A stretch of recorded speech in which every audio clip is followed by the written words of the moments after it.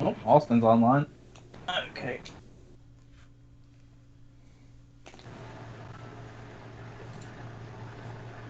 There. Is he gonna make it? This is the most bootleg Twitch stream of all time, off-camera Metroiding.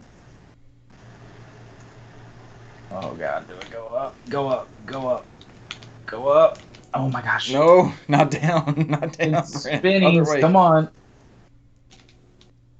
Come on, Samus. Oh god. Why? The space Why did pirate's you fucking stop? him up. Oh my god. No, Why? no. Back down. Why? Save state.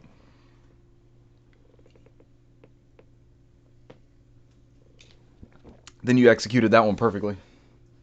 Yeah. Cesar, did your game of the generation come in? Oh no, there's fucking lava. No.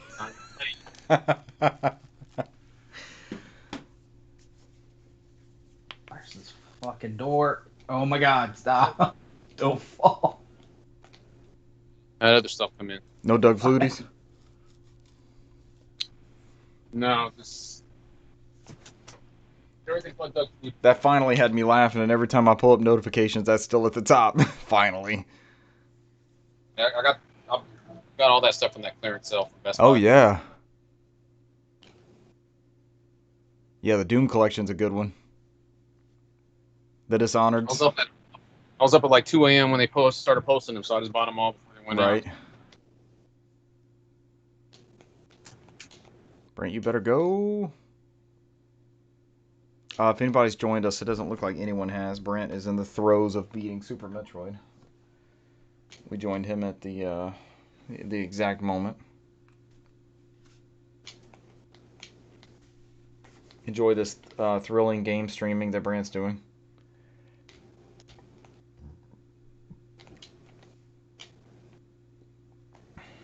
Oh, come on.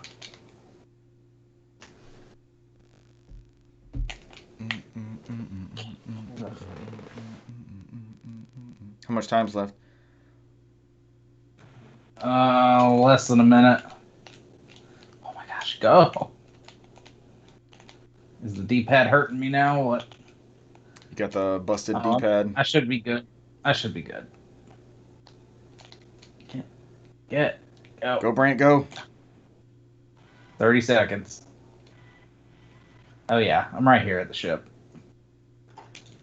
Oh, don't jump over the ship. Oh, that would happen. Get in the ship. Woo. Like turn it into a ball and everything. Just won't go in. You tried to make it interesting.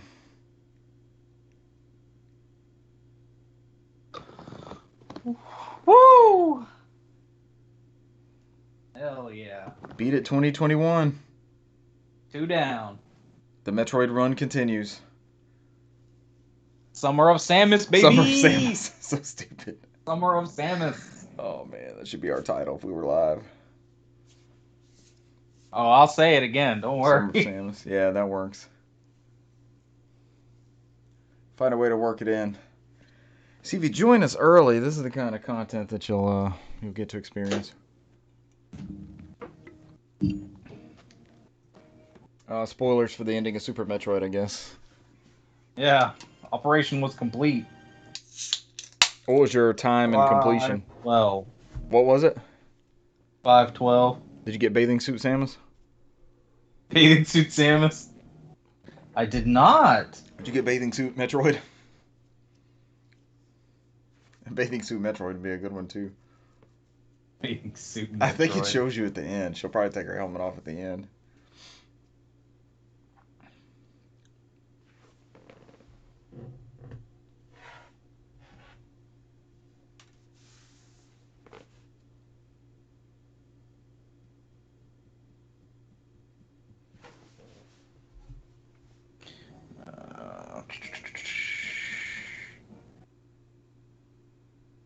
Where was that? There it is.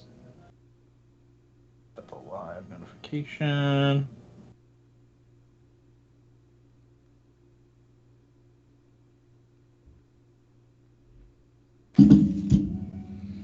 10 out of 10.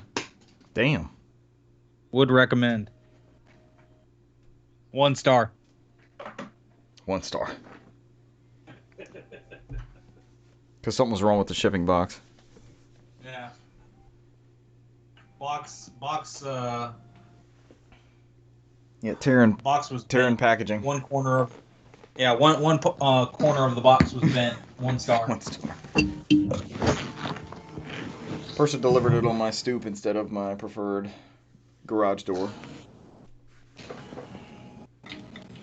At least they separated that now, so you can, like, they ask you about the delivery, like, how was your delivery? I just say good or bad or where it was, that kind of thing. Yeah.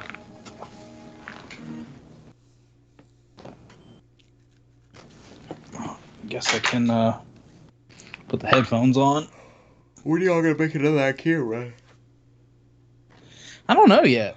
We need to at some point see if the shelves that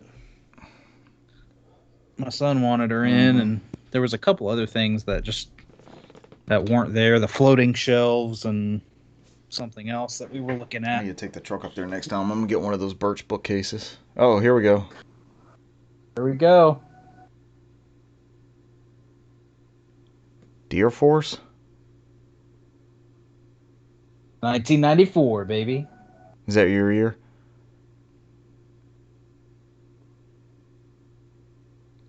She got her helmet on or off? It was off. It was off? Yeah.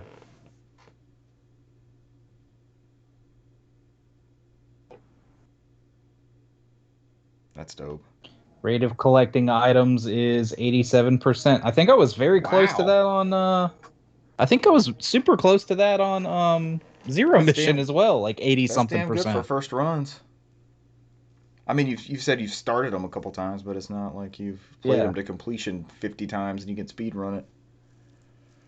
All right, you heard it here first. Stay tuned to next week's show for Brant's speed run of Metroid Fusion. Ooh. Damn. If only we Good could play game. Metroid Fusion somewhere legally and easily.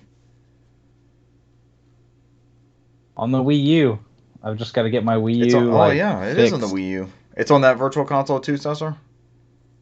It's on the 3DS. I know we got it as That's where I played my copy. I know we got it as ambassadors. Is that the only way to play it? Ooh.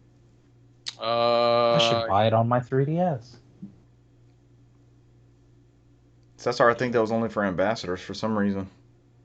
it's Game Boy Advance. Game Boy Advance games were never sold on 3DS. Yeah. Brant, do you have an ambassador 3DS? I do not. But yours is able to play games you haven't actually purchased, right? No, not He's yet. afraid to answer. I started getting into that avenue, and then I did not. Electric Avenue? Come on, Cesar, that was your opening. Yes. Looking now. Oi. That was you. Mm. It said Fusion. Yep. How much is it on eShop? I'm looking now to see if it's on there. I think it's on there. I know it is. I'm pretty sure it's on there because I think I own it. So, because I beat Zero Mission on the Wii U. Did you? I think I beat Fusion on the 3DS. Did you play it on the gamepad? Yeah, because it looks like butthole on the TV. It does, doesn't it? Butthole on the Butthole TV. on the TV. There's your episode That's the title. title. Bathing suit Samus and butthole on the TV. Why do I have these Butthole on the emojis TV. pulled up? Yes, Fusion is also on the Wii U. Is Zero Mission? It is as well. I beat Zero Mission on the Wii U. I know What that. is our official Metroid count on Wii U? What can we play on Wii U? You can play all of them, but Game Boy original for 2, Samus 2. Can't play. That one's on the 3DS. The original. But that one is actually on the Virtual Console. It's not an ambassador one. That is correct. You can purchase the. That's not on the Wii U eShop? Samus Return. Was that one called the Samus remake Returns? remake was on 3DS. Yes. So. It was Metroid 2, Samus Returns. I don't Is what remember it was called. I played the one on the GB, on the Game Boy, but the one on the 3DS is so fucking hard. I mean, actually, What? on the remake is so much harder than the original I game. felt like it was too. You think so? I'm not good at the counter stuff. Yeah, Metroid's hard as shit. Those Metroid battles were like I boss know, battles. they were hard. The only part that I started having like a real issue was when you get to that giant fucking robot that like breaks through the back of the wall and is like it was that was the one battle I started really having some issues with, but for the most part I didn't have a problem. It's just I don't think in that hard is the game. right word. I don't think I died on them. It's just they take forever. They take forever to fight. Yeah, So, they do take Cesar, you they gotta get into the damn take a pattern. fucking It's just a constant minute. pattern. Yeah. Cesar, you could spam that original one too. Like if it was lighting you up, you could just run over another screen and it would. I mean, it'd be waiting for you when you came back, but you could like farm some health and stuff. I know that's how I beat it. All right, y'all ready to go now that we're warmed up? Let's do it.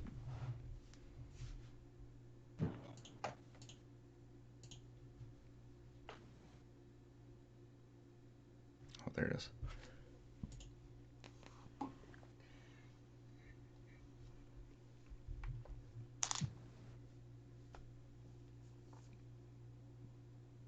Ladies and gentlemen, welcome to episode 167 of the NOFODcast. We are no outside food or drink, the Southeast premier video game podcast. A small smattering of news tonight.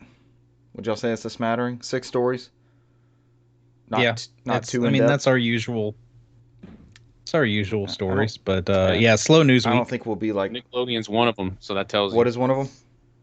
Nickelodeon's one of them, so that tells you. Brant was scraping the bottom of the barrel to get us stuff this week. Oh, well done, Newsmaster Brant, but we don't know he's here yet. I haven't introduced him. This week we have a pricey Super Mario smartwatch. Persona's 25th anniversary. I think it's supposed to be Persona. We won't nitpick. Brant built the news. Thank you, Brant.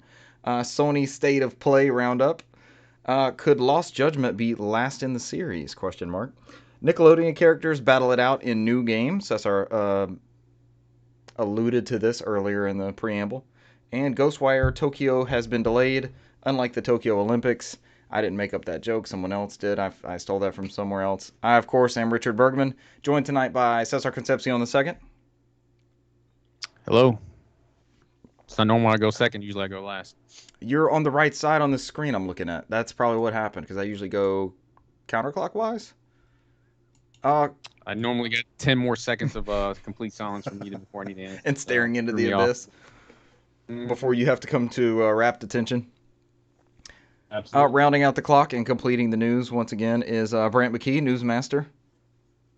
Newsmastered and the Super Metroid. You are the Super Metroid. You did not. I am the Super Not sure Metroid. that you were going to become the Super Metroid. And we witnessed it. So join us at 8 o'clock-ish.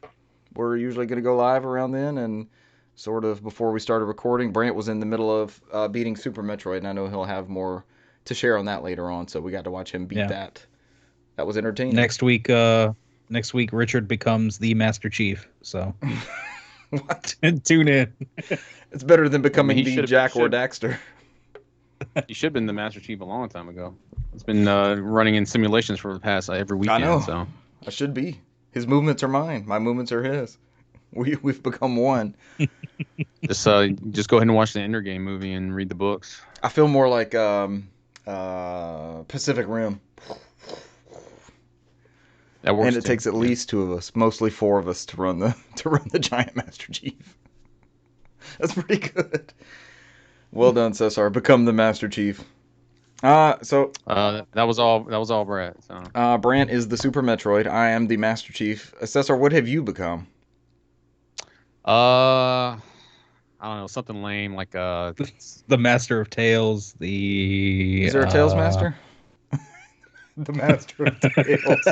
Cesar is known for chasing tails, thus making him the Master of the Tails. absolutely. 9 tails. Nine-tail fox. What's your true form, Cesar? What have you become? What do you turn into? The Double Dragon. Oh God. Pretty good. Dragon Dose. I don't know, man. I'm trying to think. Outside of just me talking about Double Dragon to annoy Richard every week. Oh, it doesn't annoy me. I'm just not ever gonna play with you. It's an ongoing bit that will go on forever, apparently. Do everyone a favor and turn into the Polymega. Oh, Trying to think. I was talking about the Polymega with somebody I today. haven't thought about Polymega almost in a long time until you brought it up. I was chatting about it with somebody today. It's left my memory just like those 2 games ordered from Dispatch Games that were supposed to be shipped to me 2 years ago. So, Oof. I don't have Legend of Mana That, yet. Play Asia hasn't shipped my Legend of Mana that I bought like 3 weeks ago. I don't. oh yeah, you got screwed, What man. happened? Mine came through. Mine came through because they sold more than they had, and you got to wait for replenishments. I think the replenishments are 4 weeks out 4 weeks? because they were hoping. Yeah, they were hoping this. I think after this they may be gone. Then you can't order them anymore. But So, don't cancel mine then, is what you're saying. you're good. Yeah. Yeah, you're good. Yeah, because I think you can get them on eBay faster if you want to pay $10 extra for each copy. So. Yeah, I saw it in that range before I ordered from Play Asia, but I was like, no, I'll just go ahead and I'll import it from a reputable seller, even if they're shipping as slow as hell. I don't know, man. Right before we get into all of this, speaking of game shortage and the Super Metroid, did y'all see where people's I didn't put it in news, you see where people's special edition of Dread have been getting canceled or oddly like discounted to the normal price, or I got that. without much explanation. I got that. I sent it to Cesar. I thought it was a fluke. Walmart adjusted mine to $50. Yeah. Yeah, I think somebody came after the fact, said it was supposed to be for the regular edition, and somebody pressed the wrong button for the special edition. So are they going to take it back from me, or am I good? technically you're good as long as they didn't over allocate what they had, and I think that's what Brand's talking about, where they're doing where they're going back and doing the accounting measures and like, oh, we don't have enough, and they're just randomly canceling people's here and there. So Yeah, who knows? You may have gotten a price discount on the special edition, or you might have just gotten downgraded to the regular edition. Just be careful. I won't know until they ship it. Just be careful because I know Walmart I didn't order mine from Walmart because it started fucking around with people because somebody was sneaking in third-party orders in there, and I was like, I won't order the Walmart one. So like it was weird because they were warning people to watch out. Yeah, I got mine from Target, and Target shipped my my defective Zelda Joy-Cons, or soon to be defective Zelda Joy-Cons. Mine are joyriding on FedEx as we speak. Same with the Amiibo. So I got an extra pair coming in from Amazon as well. So I depending on, I may send those back. So if somebody's looking for them, just let me know. I might. Which one? The Zelda Joy-Cons? Yeah. Hell yeah, man! I also have a spare. If you want them, let me double check. Amazon hasn't shipped mine yet. I ordered 2 as a backup, so my Target one's shipped. I have a spare too. Hell yeah, man! Russell fine. may be interested in those, so get with Cesar on those maybe. Yeah, I'll Venmo either of you. It don't matter. We'll figure it out. Easy $200, Cesar. I'm not gonna. Yeah, it's gonna be whatever. It's whatever the regular price is. I'm not that guy. So. Easy $200. Oh, you got to smirk at us, Cesar. I'm not gonna be a douche. Easy money. It's $86.39 is how much I paid for them, but they haven't shipped yet. So okay, Brent, you can round up to $86.40. Sure. Plus shipping and handling. Yeah, as long as they ship, they're yours, man. Because I was gonna ship them back either way. I just got an extra just in case. I did the same thing for the Zelda Amiibo, so I got one from Best Buy and one from Target. So if anybody's looking for that as well. Yeah, I made sure I pre-ordered one of those. Since they gated the get out of jail free card behind it. Get out of Zelda free. Well, I mean, my Monster Hunter ones came in, so I bought those for whatever bullshit they get me. So whatever add-ons. I think they're just outfit add-ons, if I'm not mistaken. This is a busy week for Zelda. I think it's cosmetic.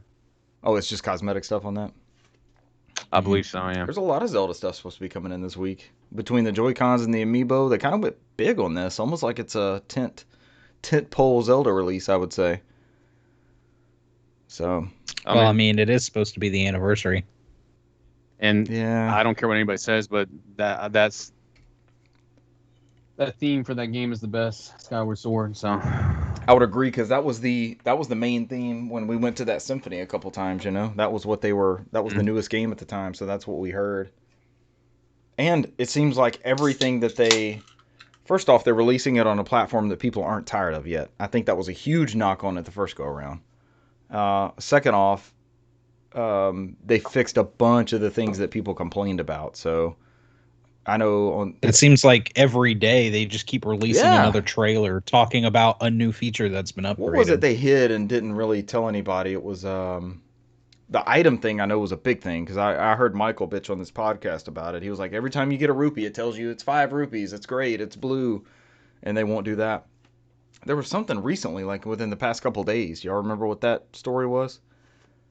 I totally didn't play that game. Maybe about 5 hours into it, and I fell asleep the time you played it. So I'm going in blind. So I didn't watch any trailers. I'm just gonna go in blind now, and just that way I can forget all the bad stuff. So I remember somebody saying something about before they announced it, like today, about the free camera. That was it. That was it. It was the camera. Yeah.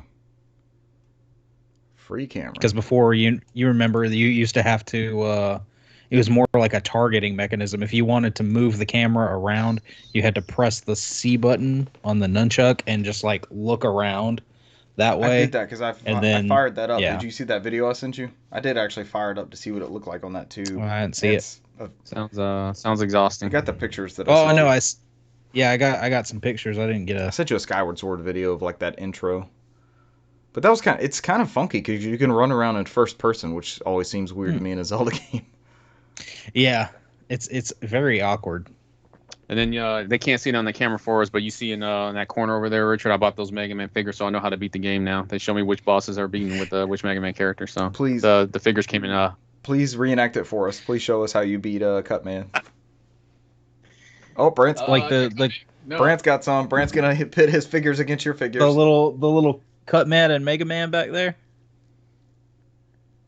So I was like, you got the small ones. I can't even see them. Dude, I found those at Ollie's. Ollie has them? 8-bit dudes.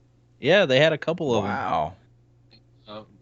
I know mine's. Yeah, those are the same ones. Yeah, mine's just a shortcut because it just shows me which powers you use. So. Nice. They are cheats. That's how I remember. I don't look for strategy guides. That's how you weren't kidding. Nice. Okay. You just look for figures that show you which items to use. Yeah, I was like, now I know how to beat That's awesome. Never have to open up a web browser again and look it up. The boss order. No more game facts, just game figures. Yep, game figures. Game figs. Fuck game facts. Game figs. There we go. We reenact what you're supposed to do at certain parts in the game with action figures, and we post that. And that's who we are. We're game figs. Or if we don't have the action figures, we dress up as them. We do that. Yeah. I'm on. Brant's in. Do a barrel roll. Brant's in. Oh, Brant's the entire cast of Star Fox. All right, good preamble. Let's get in this news. Just for Cesar, we have to do Banjo and Kazooie. It's a game his favorite game. It's a game I'll never beat. So. It's just a trivia show. That Power A enhanced wireless controller looks like a fucking Stadia controller, doesn't it? Which one? The one that just came through that tweet. I know nobody can see it, but the Power A. What does it look like? It just came through, like a pre-order. Zelda one.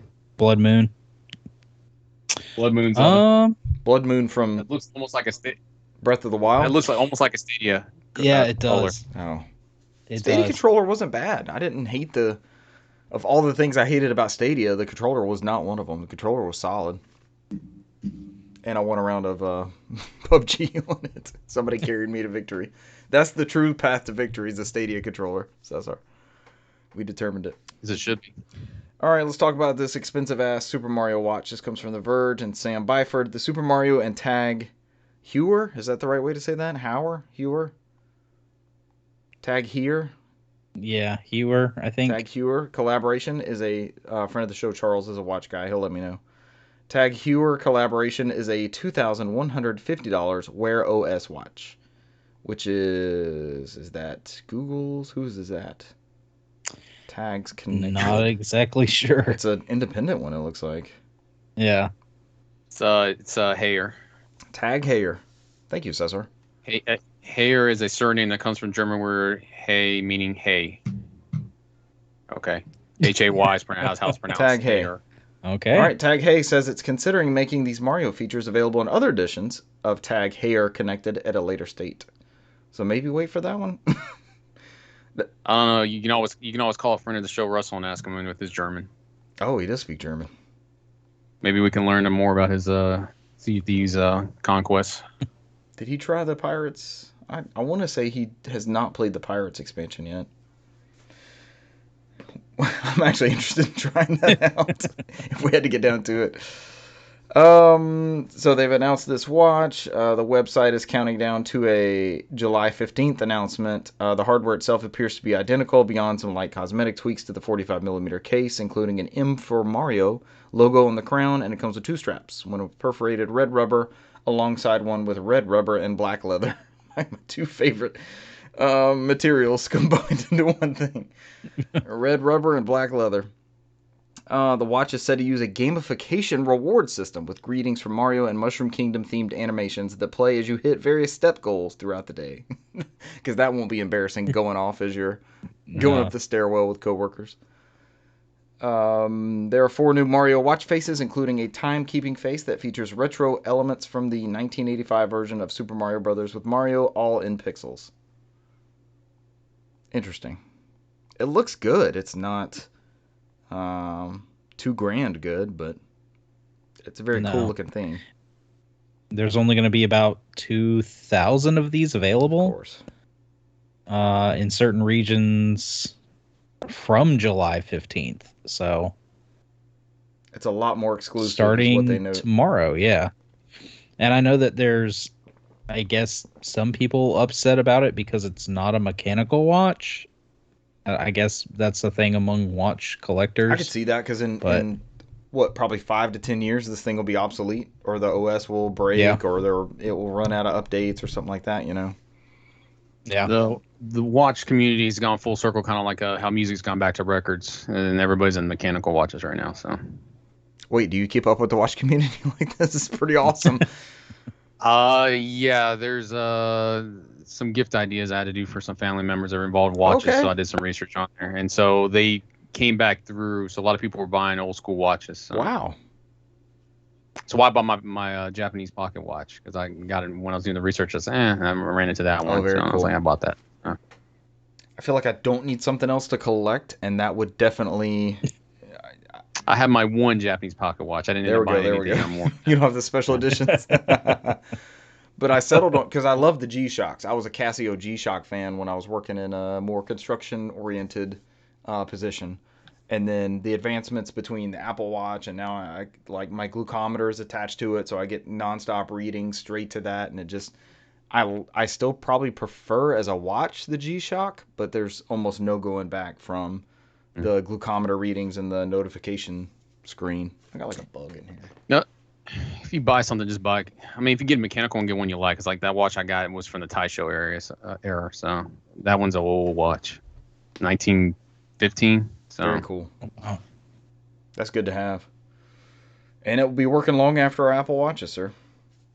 It'll probably be working long after I'm passed. So it's almost 100 years old. It's actually 100 years old. So. Make it an heirloom. All right, that's the Super Mario Watch. Who wants to tell us about the Persona Series 25th anniversary website that launched? Was there any other news on that? No, outside of that, they said it was going to be from, I think, September 2021 to the fall 2022, which they're going to do announcements.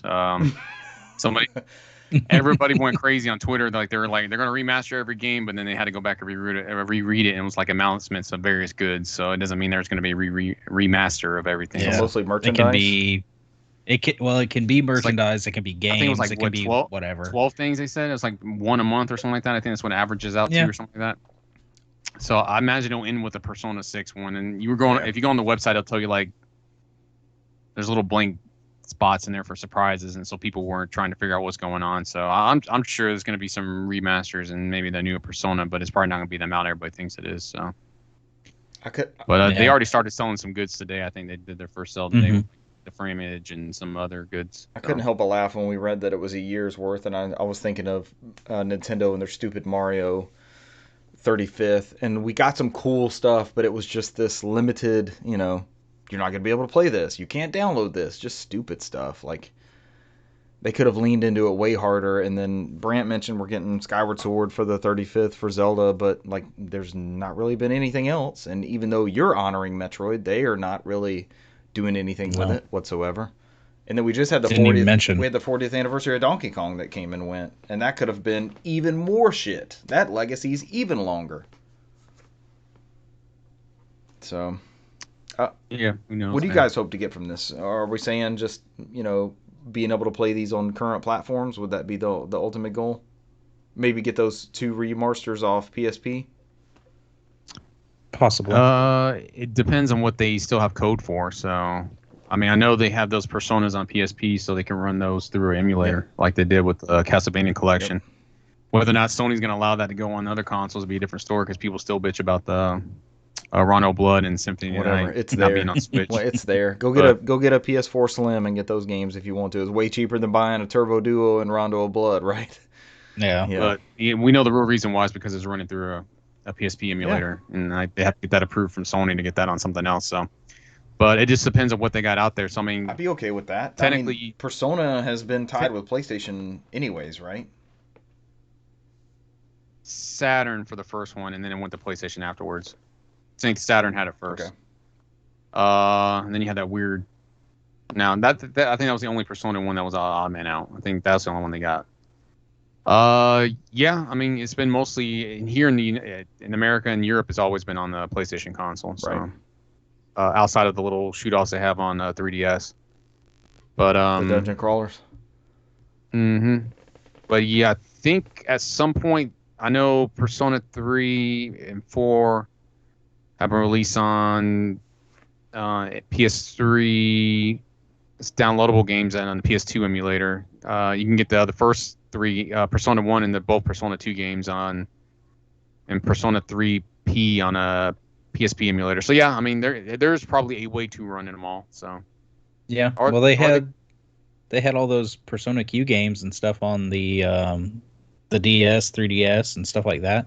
So they could do a Persona Q collection or something like that as well. Jeremy Parrish loves those. He talks about them like they're Etrian Odyssey, like dungeon crawler type stuff.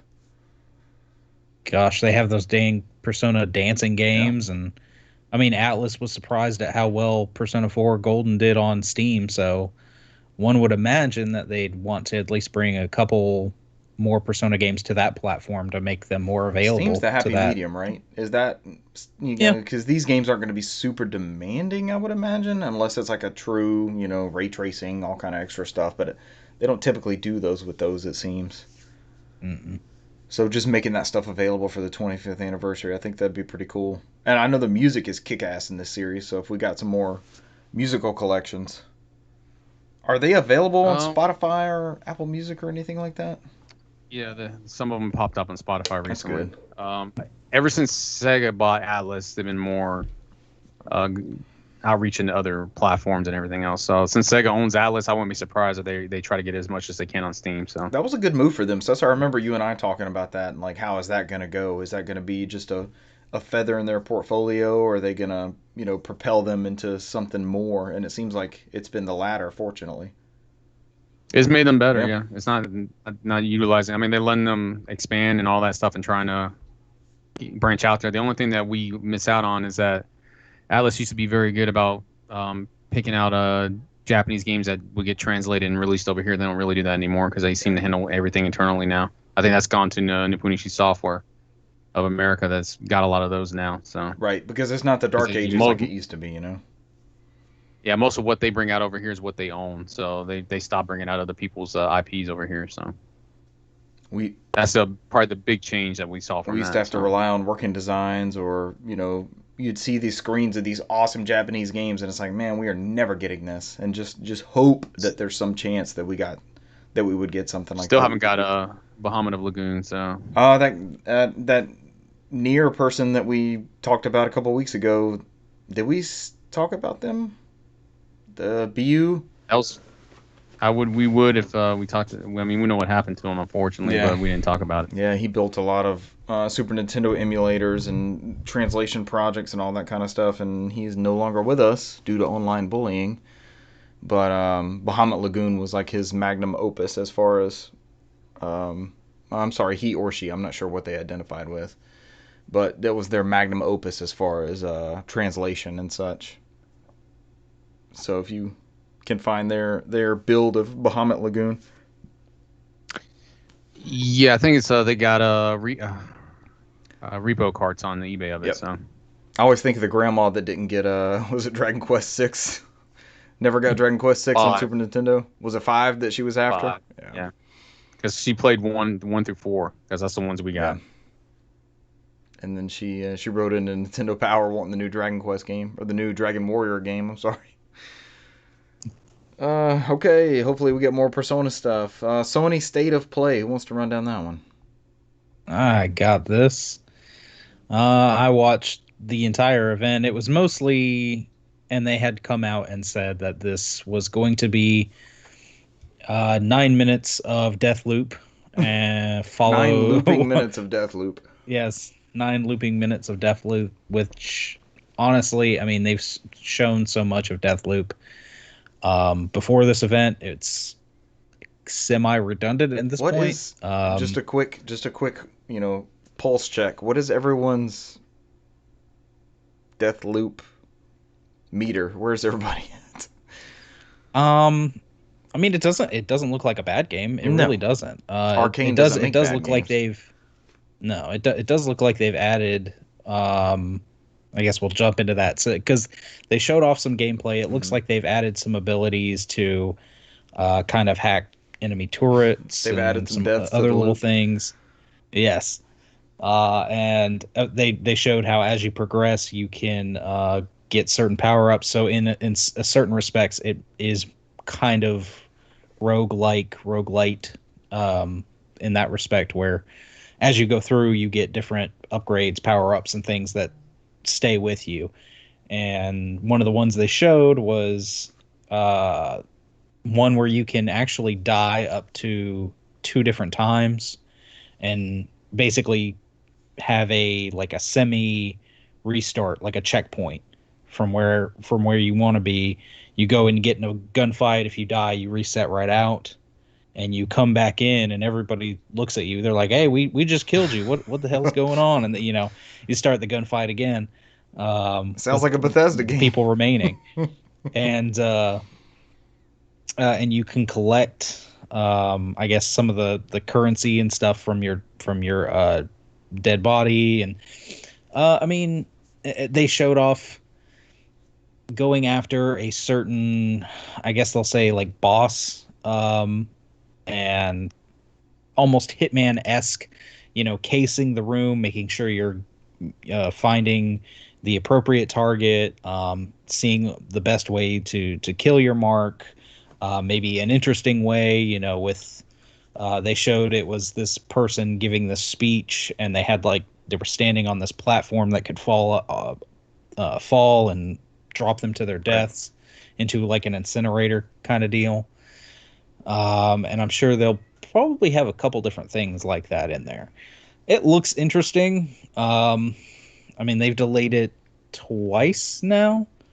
But I know it is slated to come out fairly soon. Still in that weird realm of it was supposed to be a PS5 exclusive, and it still And- is, but now it's like a Microsoft Game Studios game. Oh, so yeah. strange. That one and Ghostwire, which we'll talk about later, I stand to still be timed exclusives, but they're going to be. I wouldn't be surprised if as soon as their timed exclusivity runs out, they're day one Game Pass games. Oh yeah, it'll be there.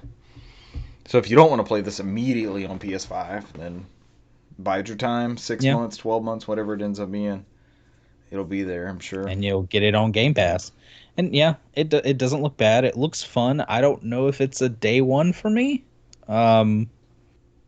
but it's I'm still like semi on the fence. I'd rather wait on it and see. I know this is the easy out, but Game Pass I would try it just to see what it's like. But I'm so far deep in the Arcane catalog. People rave about Dishonored. People rave about Prey. That if I needed to, because I've seen the gameplay and it looks like those, and if I needed to scratch that itch, like, man, I wonder what that's like in a campaign. I have that. Yeah. So I'm kind of cool on that just because I feel like I'm so far back in their catalog that this iteration is just another one. It's not going to do anything for me. So I that's part of my issue with that. And that's just me personally. Yeah. But it does look great. It's an Arcane game. It's one of those. Moving on with some of the other games shown off. They showed off Moss Book 2. That was surprising and that was very pretty surprising.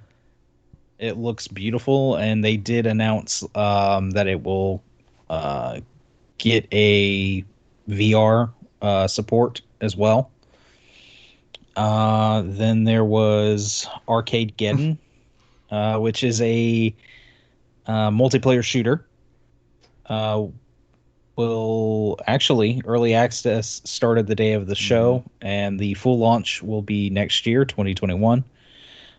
Tribes of Midgard. That looked pretty good.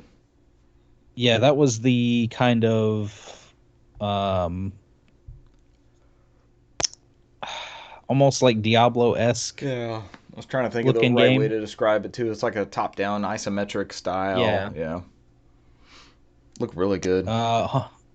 Hunter's Arena Legends, which will be, and I think they said most of these are going to be PS4, PS5 games. But this is the MMO RPG kind of battle royale kind of. They just mishmashed together a bunch of game styles. It seems like, but it doesn't look bad. It looks interesting. Fist, Forged in Shadow, out September. The T and we got to put the T in Fist. Is out September, and that's the kind of 2D Metroidvania style game, and that will actually be on PS4, PS5, and PC. That looked pretty good too.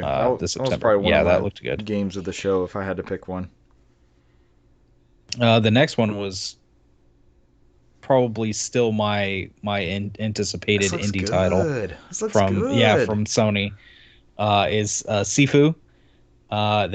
They did announce that it got delayed to 2022, but they did show off a little bit of the mechanic where if you die, you age, and obviously you can only age so far. This game, it's either going to be extremely fun, really addicting, or it's going to be hard as hell and frustrating. But I'm totally in on this game. I want to play it. Really I need it in my hands. A roguelike brawler type deal.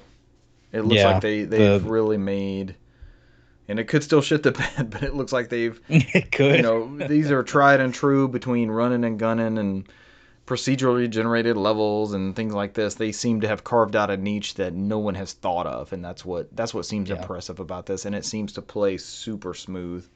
Looks almost like the Arkham style fighting as you switch between enemies. Hand-to-hand combat, but you're bursting into rooms.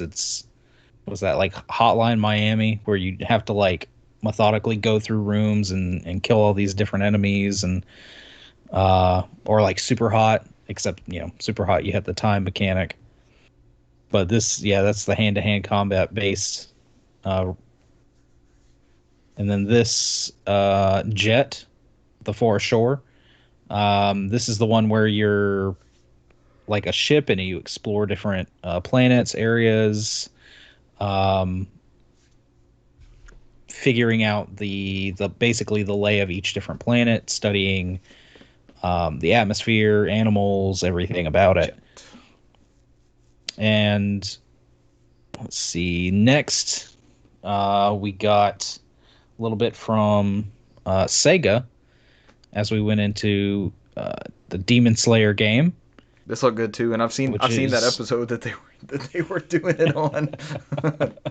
The mansion the mansion. That shit was awesome. The guy with the no. Yep.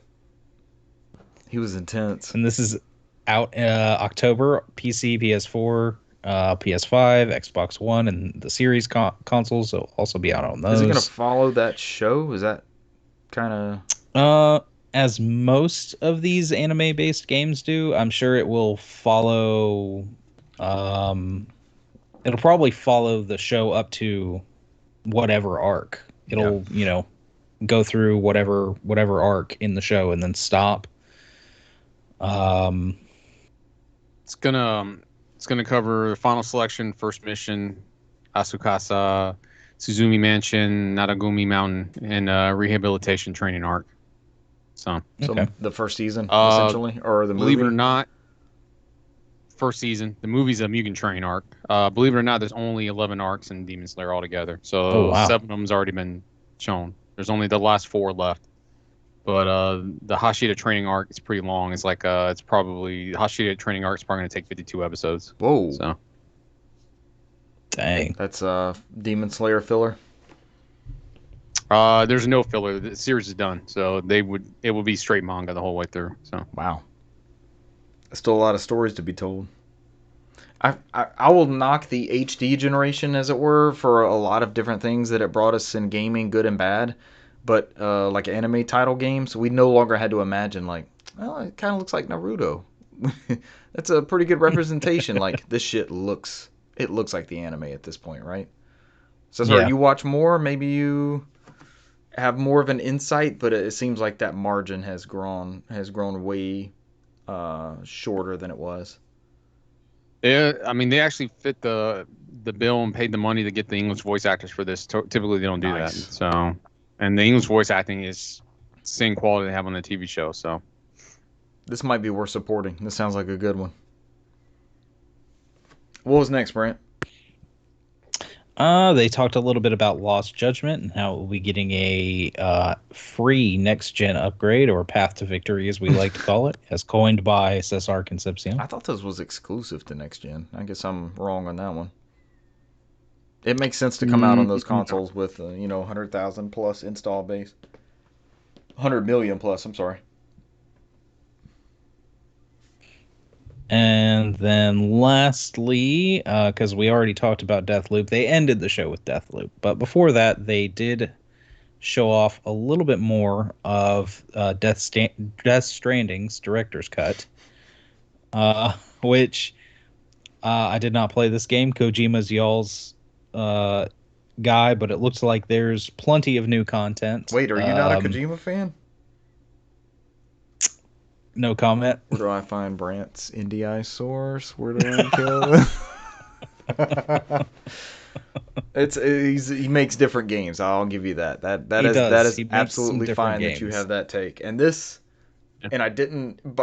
I think when I talked about this for Game of the Year and put it in my top 5, I don't think I've played any of it since then. But it definitely was different. You have to give it that. It's not like anything else out there when you play Death Stranding. So, And what's interesting is this looked more combat heavy. At least this trailer made it seem that way. Which, I mean, from every person I've talked to that has gone through the game, it's not a very combat heavy game. It's story and it's walking. cargo. And It's peeing. cargo heavy. Yeah. Did I ever pee? Yeah, I peed the mushroom things. Did you ever I'm pee? trying to think. I had just gotten a vehicle and was starting to build bridges and ladders and things like that when I think I tapped out on it. See, but now you can get some kind of little robot, and it can carry your stuff. You can. It looks like that can first Metal Gear thing that was in either Snatcher or Police Nuts. hop on a bike and jump off a ramp. There's new guns and all sorts of fun stuff in there, and that's out September 24th. Did they say anything about the haptic feedback or the triggers or anything? Because I could see Kojima going nuts with that DualSense. Yeah, I believe it's going to have everything: the 3D audio, the haptic feedback, and the adaptive triggers. And then I know a couple days ago, Kojima came out and said how he was very displeased with them calling it director's cut. Oh. He thinks of it in respect to the way that they talk about film, how director's cut refers to things that were cut. Makes sense. They were removed from the final Right. product, and that a director's cut is technically putting in things that weren't Right. meant for the theatrical release. Yeah. But this like is we gave you the version. new content we gave you that the was version added. that we did not want to show you to start with. But the big wigs at Sony or something have to have ran some kind of focus group, because we've got Ghost of Tsushima director's cut, and now we've got Death Stranding director's cut, and he said he'd prefer to call it Directors Plus, yeah. which would have fit his naming style. So I'm surprised I didn't let him do I'm it. leaning towards Brant's anti-Kojima stance just because of that one comment. Yeah. The cool thing is that all the extras from the PC version, all the Half-Life and Cyberpunk 2077 stuff is going to be in the PS5 version. Cool. So Okay, cool. Good additions to the director's cut. What would you call that then if it's not director's cut? Because that is he's heavy into film, so this is the person who would come out and say something like that. Yeah, it does make sense. We've got all sorts of things that are, we've got the Uncharted collection. We've got, What did that add though? Did that add anything? Definitive. We've got, Definitive. Remastered, and we've got all sorts of things. Definitive Stranding. Yes. Strandinist. Death Strandinist edition. Game of the Year edition. We've got all sorts of things that have been tacked on to games to show their extra content. And you know you're getting that shit when you get that version. You know that in that title, it's like, okay. But the same thing with director's cut. Or does your mind automatically go to, well, they wanted to put this in the original game, they just couldn't. No, not at least not for me. When you go to talking about games. I mean, this will be the definitive version, unlike maybe like a Blade Runner where you're like, okay, is the director's cut? Is that how it should be? Should I consume the first one first and then watch that one, or should I watch the 2000 director's cut? if he was going to follow like a movie naming convention, he probably would have been like Death Stranding amended version or something like that. And usually there's movies with amended in there, which stands for revised or modified or edited or extended. Or like the year, like so Death Stranding. Extended cut could have been on there too. Death Stranding Next or Death Stranding 2021 or something like that. I don't know. Death Stranding Twin Snakes. Should have just went with the extended cut. Extended cut's good. That's better than director's cut, especially if the director himself has spoken up and said he wasn't too keen on it. All right, that was your state of play. That was a good one. They had all kinds of shit in there. Yeah, it was. They tempered expectations beforehand, and I think they said no God of War, no Horizon, right? That was their main thing. Yeah. They said it was Indies and Deathloop, and that's what it was. No PSVR 2. Yeah. They said that there would be more announcements later on in the summer, but then say what those will be. So they could shoot in the next month or so. They could just blow us away. So we'll just wait. I'm certain that the next announcement will probably be a Horizon release date. That's the closest thing on there. They seem to be playing stuff close to the chest like Nintendo is. I don't think they're going to start doing like they used to back in the past. So they learned that lesson midway through last gen, and kind of stuck with that ever since. Yeah, because even when they did God of War, they would have done like Nintendo would have did. They dropped it, and now they're going to leave it alone until it gets closer. So. Okay. All right, next up, this comes from VideoGamesChronicle.com and Chris Sculion. Lost Judgment may be the last in the series due to actor image rights, it's claimed. A Japanese report suggests actor Takuya Kimura's agency is blocking potential PC versions. Japanese showbiz news site Nikkan Taishu claims that sources tell it Kimura's talent agency, Johnny & Associates, have been blocking PC versions of games in the Judgment series because they don't want Kimura to appear in PC games. I would like to announce that this is a little bit of conflict of interest because we are also represented by Johnny & Associates, so it's kind of weird to read that out loud. While it's not entirely clear why this is, the site suggests that because Johnny & Associates has strict control over the likeness rights of its talents and the use of their image online is still limited to a few, the agency may be treating PC games differently because home computer have direct access to the internet. That was weird. So basically he can be modded in and out of the PC version, and that's the concern? Also, what else is Takuya Kimura known for? Is he famous outside of Judgment? I don't. It's just his agency that represents him, so it's probably just how they're handling it. I don't know how. Like I said, I don't know enough to speak on Japanese agencies. So. I mean, he is amazing. I saw that clip of you walking him down into that corridor, and then like fruits and vegetables flying everywhere. So he definitely has some skill that should not be spread across multiple platforms, I guess. I know he's one of those gentlemen that he trying to find the American equivalent of over here, because his wife is pretty famous and both his daughters are pretty famous, and they got a lot of followers on Instagram. Tom Cruise. So his daughters are probably close to like a Kardashian type thing. That's what I'm saying. I don't know what would be the equivalent. They're pretty. His whole family's pretty big in Japan.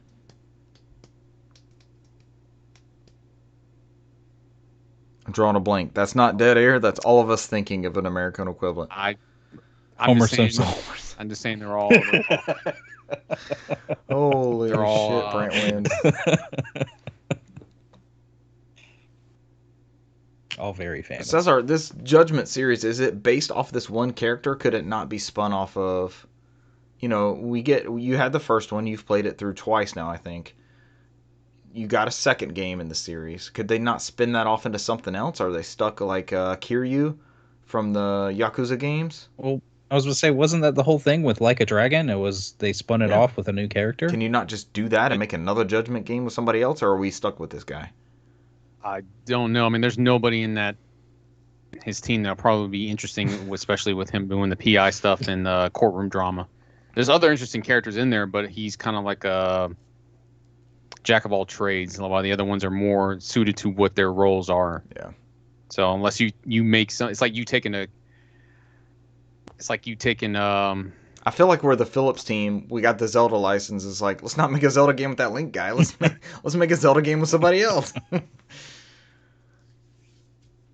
I'm trying to find the example here. I guess the equivalent would be like Hotel Mario. It's like you look at the original Alien cast and you're like, all right, we're not going to do Ripley anymore. We're going to do Scarrett, but he's only good on the computer all the time, and we're just going to kind of show his angle a bit and just make him go out on range and fight aliens and make it believable. Okay. So specifically it's like Alien. you doing that. Yeah. That would. It's like you going in there and like finding this minor character or a supporting character. Like, all right, we're gonna make you major character and right and make you do stuff you haven't done before and just make it believable. But they got people behind Judgment. Could they not do something else outside of both of those two franchises? Is that a big deal? I think everybody's making a big deal about it because the characters are likable in here. Right. And they would like an arc similar to Yakuza, right? It's like the same example I gave you. It's like you coming up there and they've done it. They made Aliens without Ripley, but it's like you want to know. It's like Ripley kind of a staple of the Alien movies. Yeah. I mean, you really want to watch an Alien movie without Ripley? Halo's a good example. That's the campaign we haven't beat, Cesar. What is Halo without Master Chief? Who wants to play that? Not Jim Ryan. I mean, to answer your question, I think your question is: there's somebody else in that franchise that can take over the lead role that might not have all those mundane issues with it. But I don't. When I played it, there's other good supporting characters, but if they went, there's a ex-Yakuza character, it would just end up being another Yakuza game. Yeah. He made it different because he was a lawyer. I see what you're saying, yeah. He went to school, he trained to be a lawyer, he won in court, but he lost in life, and he's like a jack of all trades. He's a private investigator now because the court system let him down. Is 2 games enough? Is that okay? Can we be done with 2 Judgment games and then move on, and then they do that something else since they don't have this actor? Sure. I mean, the only thing that's bad from it is that the new Yakuza games are staying turn-based, and they were going to keep the Judgment games more the old school Yakuza gameplay. So they would have to do something else to appease those fans. So it would be some new IP maybe or something. So who knows? That might be the way they have to go. We'll talk about it later if it happens. All right. Someone tell us about this Nickelodeon Smash Brothers that was announced. So, this was kind of out of nowhere. I think it's an IGN that kind of had this trailer. They got exclusive debut to this trailer. It was kind of odd. Came out of nowhere, but this is Nickelodeon All-Stars Brawl, and it will be for PS5, Xbox Series systems, PS4, the regular Xbox and Switch. And I'm assuming PC. I don't know. I think when they came out, they kind of had just said it will be for supporting platforms, and then came out later and said you had all these consoles listed. And it's just a fighting game in the style of basically Super Smash Brothers, featuring several characters from all Nickelodeon franchises, 20 Nickelodeon themed levels. Of course, bonus content. They announced a handful of characters here, and I will assume they will have more unlockable characters. But the ones that they announced are Danny Phantom, Helga Pataki from Hey Arnold, Leonardo and Michelangelo from Teenage Mutant Ninja Turtles. And let's note, these are the OG Ninja Turtle art style. I was kind of out on this game till I saw that, and then my excitement went through the roof. Lincoln and Lucy Loud from Loud House, Nigel Thornberry, Oblina from Aura Monsters, Patrick Starr, and Sandy Cheeks and SpongeBob from SpongeBob SquarePants, Powdered Toast Man from Ren and Stimpy, Reptar from Rugrats. Oh my gosh, and Zim from Invader Zim. I already have people on Twitter saying that they were going to main Nigel Thornberry as their main. So. Nigel Thornberry main. Yeah. I gotta see this trailer. Oh gosh. Then people were complaining about the hitboxes from the trailer. They're like, this hitbox is ridiculous. I mean, his nose is fucking huge. Oh, those turtles, man. I wanna see all of these levels. If there's a it just says iconic Nickelodeon universes, including Jellyfish Fields, the Technodome from Teenage Mutant Ninja Turtles. I really wish they would have real monsters. Yeah. Yes, I really wish they'd have like what was it, Nickelodeon Studios, like a backdrop of Nickelodeon Studios, the old one from the 90s. Oh, with like the green shit, with all the green shit. slime pool slime. And yeah. Oh, there's Helga. She was a good character, actually. Okay, I'm down with this. I'm watching this trailer. I'm down with these characters. Yes, and it's straight up Smash Brothers. Yeah, it is. It is definitely a Smash clone. It looks a little janky, but it also looks so ridiculous that it looks kind of good. No, so think of all those cartoons that you have to put the same engine. You have to apply them to the same art style to make it, conducive. Make it universal. Yeah. And from what I'm looking at in this trailer, it looks incredible. Oh hell yeah! Everybody check out this trailer. It's straight up Smash Brothers. The movement, everything looks like Smash Brothers. And they have so much to pull from. This is a very smart choice. And it's only, did I see it was $40? Did I see that somewhere? It seems like a no-brainer. So. $40. It's a game mill, so yeah. They typically do stuff under a certain budget amount, so. Not bad. Alrighty, last up in news, we made it almost an hour in. I was like, come on, let's have a quick show. We can do this. Microsoft's PS5 exclusive Ghostwire Tokyo is delayed until 2022. Tango Gameworks says it's protecting employees' health. This comes from The Verge. Ghostwire Tokyo, the paranormal action game from Japanese studio Tango Gameworks, is being delayed to early 2022. They posted in a tweet. They will show more of the game in the coming months. We want to get the game in your hands as soon as possible so you can experience the unforgettable version of a haunted Tokyo that we've been hard at work building. At the same time, we're also focused on protecting the health of everyone at Tango.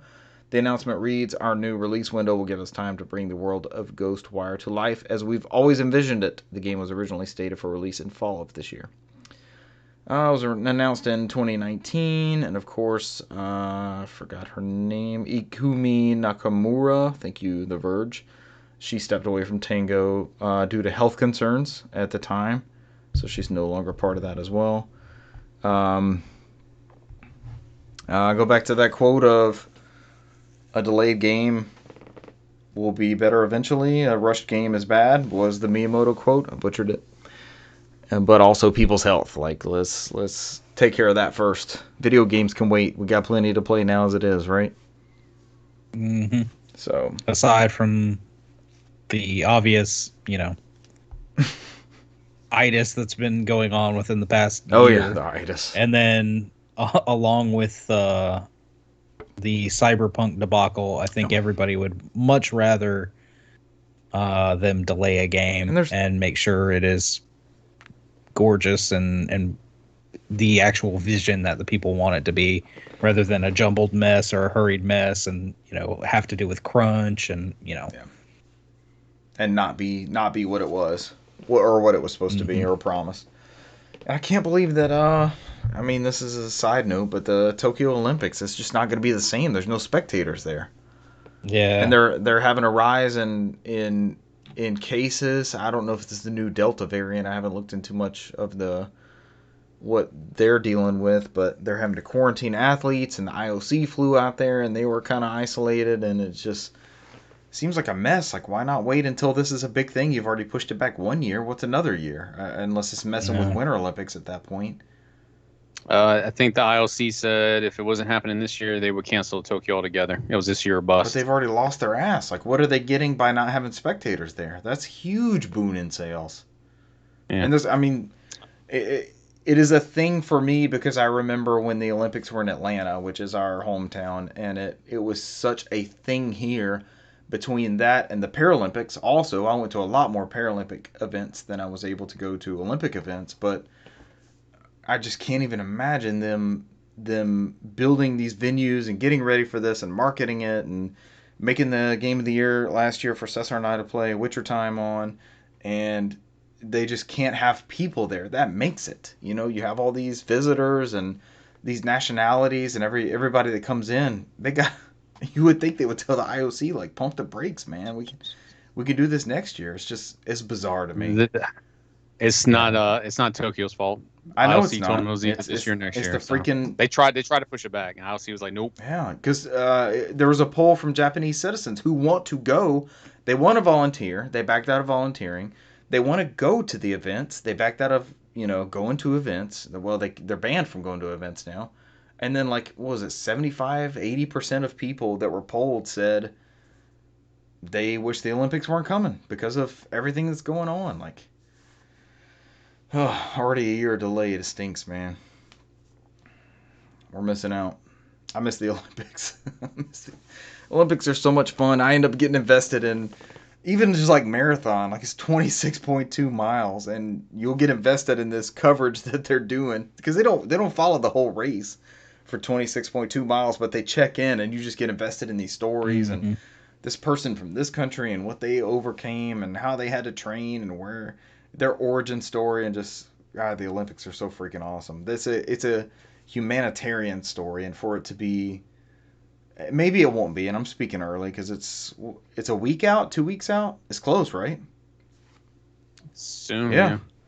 And they may pull it off. It may be fine with no spectators, and we're just watching because we don't go, right? We're watching it on TV regardless.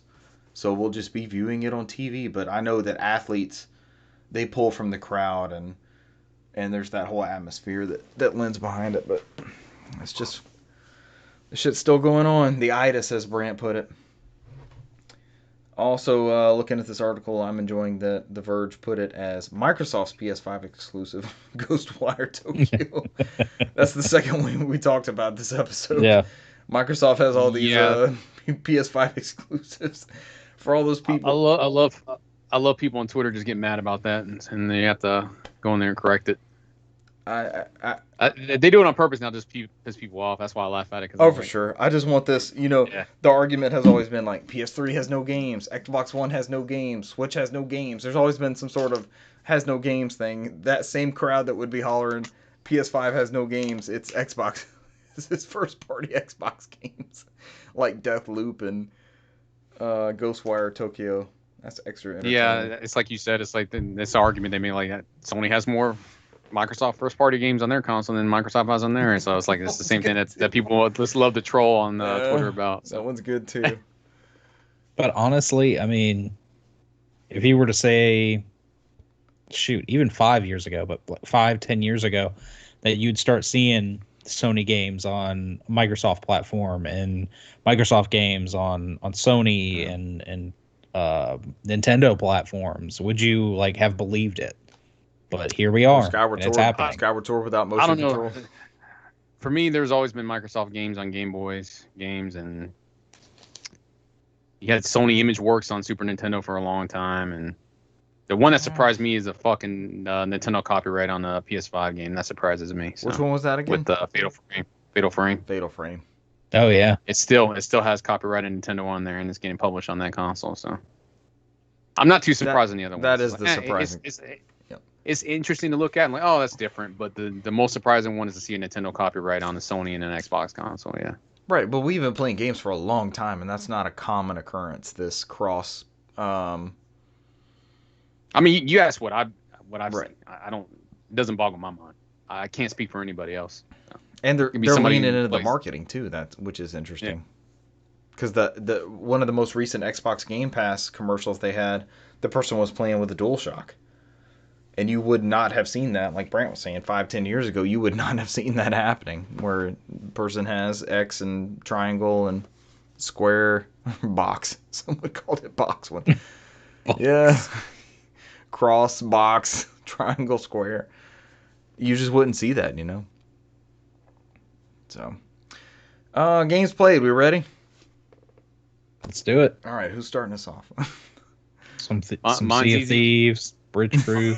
Mine's easy. I'm locked deep into summer anime right now, so I haven't been playing much. Okay. I think I've literally only played maybe like 10 hours of Dragon Quest IV. I got past Tornico's bit where he goes through, and I finally got past that bullshit where I just got stuck in the salesman cycle. I saved up enough money and bought a weapon. Went out and got the steel strong box. Is that all you had to do to get out of that mini game or whatever?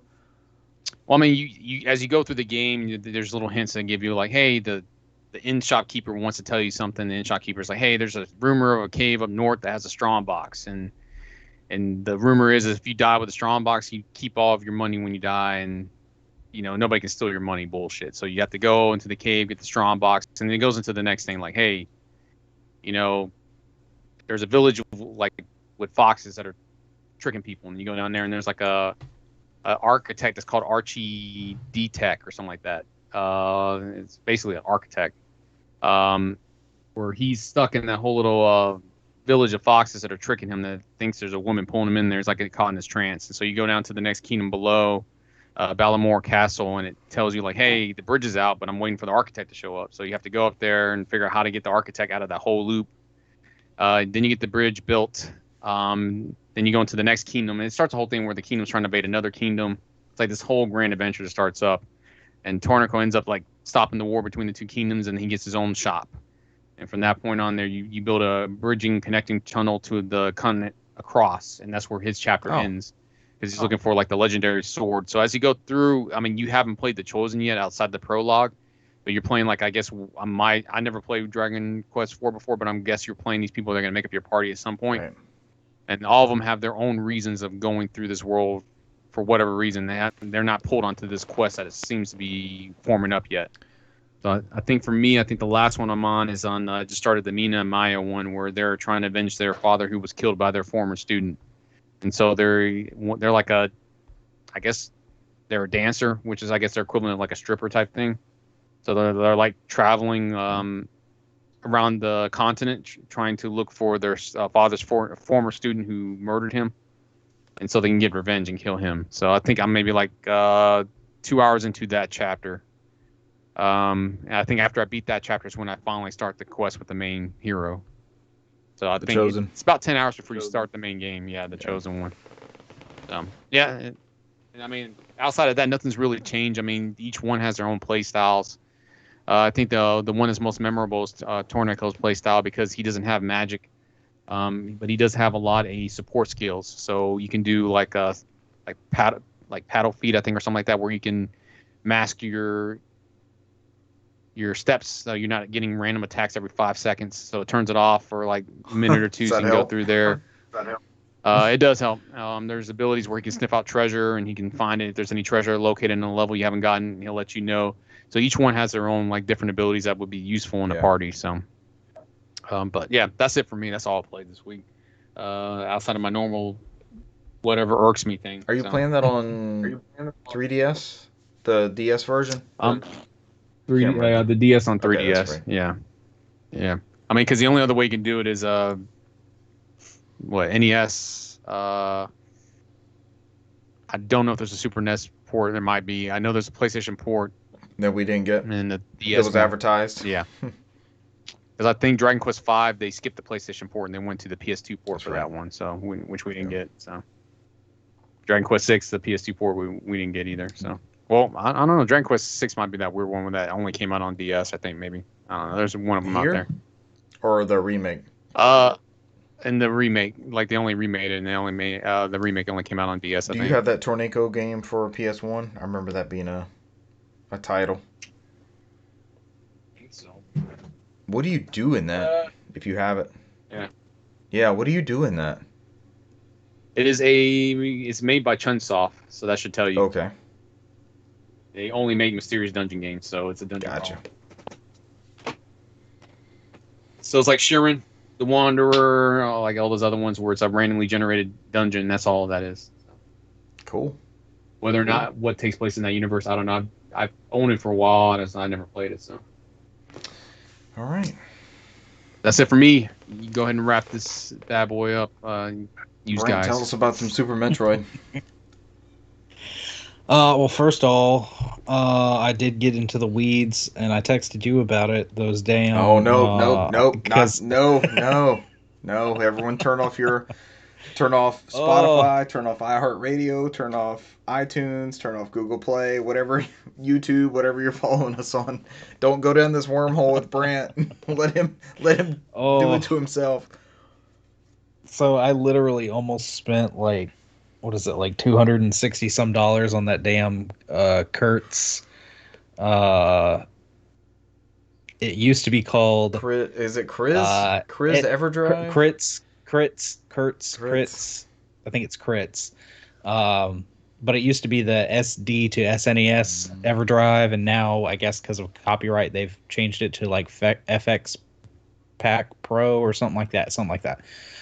But it has this special chip in it that allows it to play these Super Nintendo games that they call MSU1 enhanced games.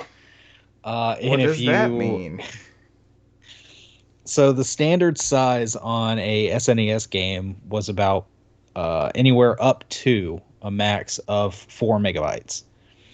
And MSU Games basically removes that and puts it up to 4 gigs. 4 gig Super Nintendo game. What benefits would I get from having a 4 gig Super Nintendo 16-bit game, Brant? So forever ago, before PlayStation got into the console game, they were in the process of a partnership with Nintendo, and there is a Nintendo PlayStation model out there that is like just kind of a prototype that people have spent money on and tried to develop and get things running on it, but it was going to be a CD add-on, and instead, Nintendo went with Philips and the CDI. Why does the CDI which have was 2 references? the correct choice, obviously. But they wanted to add disc media, which would have added, much like the Sega CD, FMV and Red Book audio, which so specifically CD is quality audio. Yes. Yep. And it loops. And it loops, and it is. If you look up this stuff and you look up MSU MSU1 enhanced games, like Metroid, like Chrono Trigger, like The Legend of Zelda, you will find these games that, and I have no problem with 8-bit or 16-bit music. I love some of that music, but hearing these games and people go through the game with CD quality audio, and it's like this grand orchestral set piece to the game, changes it more than you would think. And a lot of these games, and you can find them. Obviously, there's tutorials to do it yourself. You can play. And I'm cutting you off, Brant. Think of the audio in that Super Nintendo audio chip, which was developed by Ken Kutaragi, the creator of the PlayStation. Mm-hmm. That is a hell of an audio chip. People would not knock the Super Nintendo. It had a separate audio coprocessor, and it was incredible. But it still compressed and relayed audio to the way we we would hear it in a different way from when it was written. And what Brand is describing is the original intention of that music. It's the same notes, it's everything you had heard before, but it's before running through that Super Nintendo filter, as it were, which still did a great job, but it was not quite the original written format, as it were. And the reason I say I almost spent that much money on that specific piece of hardware is because that is the only way you can play it, as far as I know, the only way you can play it on original hardware without any kind of internal mods to the actual system. You can play those MSU1 enhanced titles if you boot them up in certain emulators, I know. But yeah, if you have time and want to go down the rabbit hole, start looking them up. The Link to the Past will floor you, because most of these are done by just individuals, and they've added like a full original animation cutscene to the opening of Link to the Past, and it looks really good. The voice acting is pretty. It's outside of Link talking. It's outside of Link talking, which again, we got that with the CDI. But and this is actually, this is actually pretty good voice acting and everything in it. But it is kind of jarring to see Link talk. But I mean, everything about it, it's so good. And then once you get into the actual game, and then you start hearing the soundtrack, it's so good, so good. And I wanted to experience it, but I couldn't pull the trigger at almost, Brant, we're gonna pull $670. We're gonna pull your retro gamer card, or 270 bucks. It's just, it's too. That's too console much. Or another TV or something. Ooh, that goes a long ways. Something. It's fine, Richard. Just return your Polymeg and you can buy it. That's gonna be for a Mister, sir. I'm definitely getting a Mister with that money, because I'm gonna file my complaint before too long. Oh, but I even saw people using this particular flash cart to play some of these games on original hardware, and it looked good, it sounded good, and they were commenting on how the color palette and everything, it looked better than the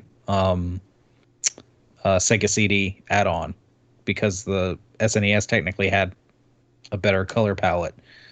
It was it was like 12,000 colors to like 900 something, if I remember right. It was a drastic number of color differences, and you didn't really think about that back then. I don't think they leaned into that with marketing, with the blast processing and all that kind of stuff. But it's like the color palette was through the roof on that thing versus what the Genesis could produce.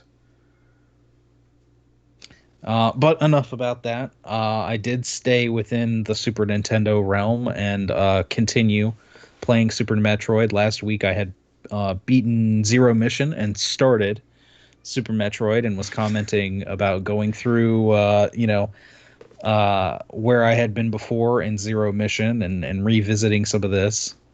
And today you actually became the Super Metroid. And today I became continuing with this Summer of Samus that I've started and I'm looking to complete. I even bought a shirt for the occasion. Oh, now we're talking. This beautiful. Look at that. And it even says Super Metroid at the bottom. You're summoning Super Samus. The summer of Samus. Summer of Samus. But yes, I completed Super Metroid right before we officially started the podcast. And you didn't like it. It was a letdown from Zero Mission. Whew. It's a damn good game. It's a damn good game. This is a classic. I can't believe. I mean, I guess it just because I was young, and attention span wasn't what it could be, and it was always run through a game up to a certain point. If you get stuck, then guess what? You just restart the game. And I know you played it on Switch, which it's awesome that it's on that Nintendo Online service, but that has always been an expensive game. Was it on? Extremely. It was on the Wii Virtual Console, right? I think I bought it for that one. Mm-hmm. All right, so it's been obtainable within the past 15 years or so, 20 years. instead of having to have that original hardware in that expensive game. Yeah, and it's definitely it's not very expensive to get it on Virtual Console. You can probably still even get it from the eShop on the 3DS. Is it on there? But yeah, on the it's new 3DS. That's right. It yeah, should be the new inexpensive 3DS. on there. But either way, if you've got a Switch, I mean, it's and you have the online, No then brainer. it'll come with that. Yeah. And that way you have the option as well to rewind. That way, if you miss something, or if a lot of times I used it in like in that last segment where I'm trying to run out of the damn uh, place I'm at and I'm like falling down, I can just rewind to where I am all the way back up rather than falling down several yards from where I need to be. God bless the rewind feature. Or, you know, if you're having difficulty with the boss and you're trying to figure out the pattern, you know, that's always an option too, rather than sitting there and fighting the boss and then dying and then redoing over and over and over. You can always go through, kind of pick up the pattern, pick up their attacks, how you're supposed to defeat them, and then you can rewind there. I mean, or you could just you can play it normally. You don't even have to use the rewind. It's there for convenience. On that note, I don't want to derail you. There was some beef online about Psychonauts 2 is going to have an invincibility mode. You can turn on just a god mode and just go through the story and the campaign as you see fit. And there was a whole lot of kickback about that's not the way the game's meant to be played, and you need to have it challenging, and that's it's taken away from the creators and all that kind of stuff. Is it? Sounds like Dark Souls and Demon Souls people. And the argument for that is that there's so much lore in those games that why would you want to feel like a gatekeeper and cut people off from experiencing that atmosphere and that lore and all that? It doesn't have to be the difficulty does not weigh on that series as much as that. It could be there could be so much more in the story that somebody could experience just by going in there and playing on a mode that was more accessible to them. And especially, I mean, from an accessibility standpoint, I mean, somebody may not be able to do some of those challenging bits. Or time's sake. Even for you with Super Metroid, it's time's sake. I know you have a job, I know you have a family, you have other things pulling you in different directions. Mm-hmm. That jump is not life or death, deciding whether you restart 10 minutes back or not. You just rewind and do it again. So it's great that those things are there. And I remember Cesar a couple weeks ago was like, "You beat Mass Effect in 13 hours?" I was like, "Yeah, I played it on easy. I never died. I never lost a fight." And he was like, "Yeah." I love that story. It's probably going to be in my Game of the Year conversation. I didn't miss out on anything in that first Mass Effect game by playing on the easiest mode. But go ahead, Brant. I don't want to derail. And that's the thing. I mean, even as a parent too. I mean, something like that. That's something you could give to your kids, and I mean, even if there's an easy mode, at least they can enjoy it rather than sitting there and getting extremely frustrated and swearing off a series with it, which I did with and then just not doing it. I did with a bunch back in the day. It's not just that demo that I famously did. Dark Souls, but. All right, I'm going to be honest with you guys. I'm not going to sit there and criticize anybody's personal choices in life, so I don't care. When they talk about difficulty, about what you buy, that has nothing to do with me. So. And I would much rather someone have played.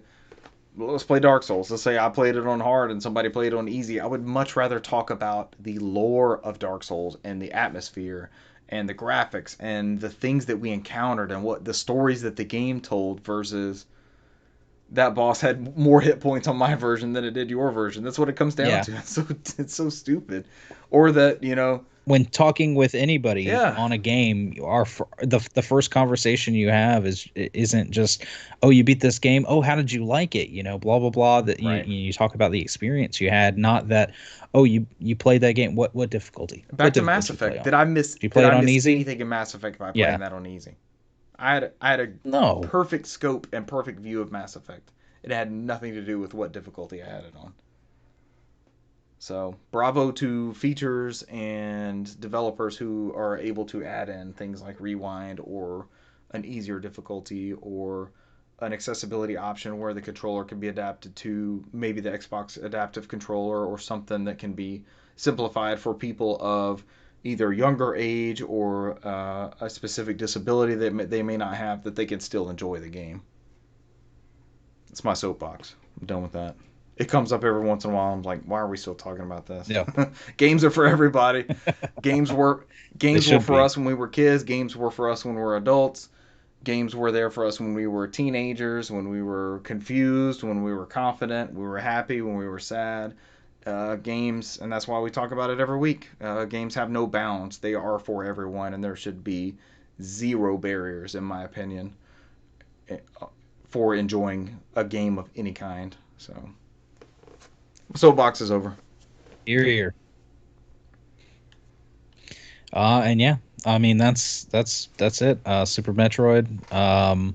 You guys saw me beat it. We did. It was live. And then I'll get into Fusion and continue with the finish up this Summer of Samus and get ready for October. I'll wrap this up briefly. Played a little Halo. This is my Sea of Thieves now in Bridge Crew. Some Halo and a little bit more of Ratchet and Clank. I'm in a universe where I'm switching in and out of. It's almost like. Do what now? Was it yes, Blizzard? That's it. That's where I'm hitting those crystals. I'm hitting those Blizzard crystals, and it's taking Rivet in and out of these different dimensions in of herself. Whereas we've just kind of been switching between Rivet and Ratchet. So it has its own story elements. There's some characters who I'm encountering while I'm dimension swapping who have no clue what's going on. So it's kind of discerning for them exactly what they're dealing with, and I'm trying to just keep going. Don't get concerned with what they're dealing with. They don't know either, but the dimension swap stuff still is super cool. That game's incredible. We're gonna. I've said it last week. I said it probably 2 weeks before and 3 weeks before. We're gonna be talking about that in Game of the Year at the end of the year. But that one's pretty cool. I threw a lot of stuff. I've got a new to me CRT that I hooked some things up to and took some pictures. I want to do a shout out. We don't do this a whole lot. There's a social media account, and I've gotten to be pretty good friends with this person. They are at CRT_bot2, and we kind of send pictures back and forth of CRT setups and things like that. And this is a Toshiba tube. It's a 32A33. It's the biggest one that I have found. It's a big, heavy motherfucker. It's 110 pounds. It's 32 inches. And it has component, S-video. It has everything kind of old schoolish that you would want to throw at it. And I cheated a little bit because I have a Nintendo Wii that is outside of the preferred scope of how Nintendo wants you to run that particular hardware. So there are some things.